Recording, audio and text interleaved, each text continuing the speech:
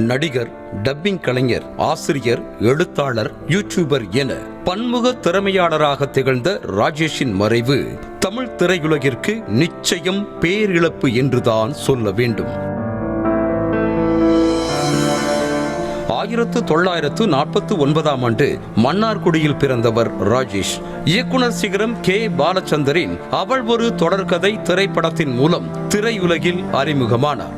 சிறு கதாபாத்திரமாக இருந்தாலும் அவரது யதார்த்தமான நடிப்பு கவனம் பெறவே 1979ஆம் ஆண்டு கன்னி பருவத்திலே திரைப்படத்தில் கதாநாயகனாக நடிக்கும் வாய்ப்பு தேடி வந்தது.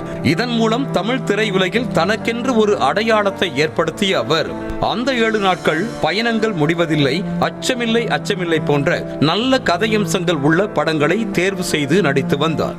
2000ஆவது ஆண்டுக்கு பின்னர் குணச்சித்திர நடிகராக கலக்கிய அவர் சத்யா, மகாநதி, விருமாண்டி, தர்மதுரை, ரெட், ஆட்டோகிராஃப், சர்க்கார் என கிட்டத்தட்ட 50 ஆண்டுகளில் 150க்கும் மேற்பட்ட திரைப்படங்களில் நடித்திருக்கிறார். கடைசியாக விஜய் சேதுபதி நடிப்பில் வெளிவந்த மெர்ரி கிறிஸ்துமஸ் திரைப்படத்தில் துணை நடிகராக நடித்திருந்தார் ராஜேஷ். வெள்ளித்திரை மட்டுமின்றி சின்ன திரையிலும் தடம் பதித்த ராஜேஷ் சன், விஜய், ஜீ தமிழ் போன்ற பிரபலமான தொலைக்காட்சிகளின் தொடர்களில் முக்கிய கதாபாத்திரங்களில் நடித்திருக்கிறார். குறிப்பாக நடிகர் என்பதை தாண்டி பல படங்களில் டப்பிங் கலைஞராகவும் அவர் பணியாற்றியது குறிப்பிடத்தக்கது. ஆசிரியர் பயிற்சியை முடித்த ராஜேஷ் திரைத்துறையில் கால் பதிக்கும் முன்பாக சுமார் 7 ஆண்டுகளாக ஆசிரியராக பணியாற்றியிருக்கிறார். உலக சினிமா, தத்துவம், கம்யூனிசம், நாத்திகம், ஆன்மீகம், ஜோதிடம் என பல துறைகள் சார்ந்த நூற்றுக்கணக்கான நூல்களை வாசித்தவர். 9 நூல்களை எழுதி வெளியிட்டிருக்கிறார். கொரோனா காலகட்டத்தில் பல சினிமா பிரபலங்கள் யூடியூபர்களாக மாறிய நிலையில் ராஜேஷும் தாம் கற்றுக்கொண்டதை மக்களுடன் பகிர்ந்து கொள்வதற்காக யூடியூப் சேனல் ஒன்றை தொடங்கினார். அதற்கு மக்கள் மத்தியிலும் நல்ல வரவேற்பு கிடைத்தது.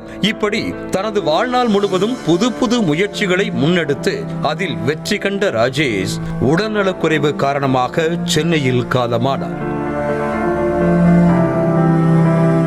இதனையடுத்து சென்னையில் அவரது வீட்டில் வைக்கப்பட்டுள்ள உடலுக்கு நேரில் மரியாதை செலுத்திய முதலமைச்சர் மு. க. ஸ்டாலின் ராஜேஷின் குடும்பத்தாரை சந்தித்து ஆறுதல் தெரிவித்தார். இதேபோல எதிர்க்கட்சி தலைவர் எடப்பாடி பழனிசாமி, விசிக தலைவர் திருமாவளவன், நடிகர்கள் ரஜினிகாந்த், பார்த்திபன், MS பாஸ்கர் உள்ளிட்ட திரை நட்சத்திரங்கள் பலரும் அவரது மறைவுக்கு இரங்கல் தெரிவித்துள்ளனர்.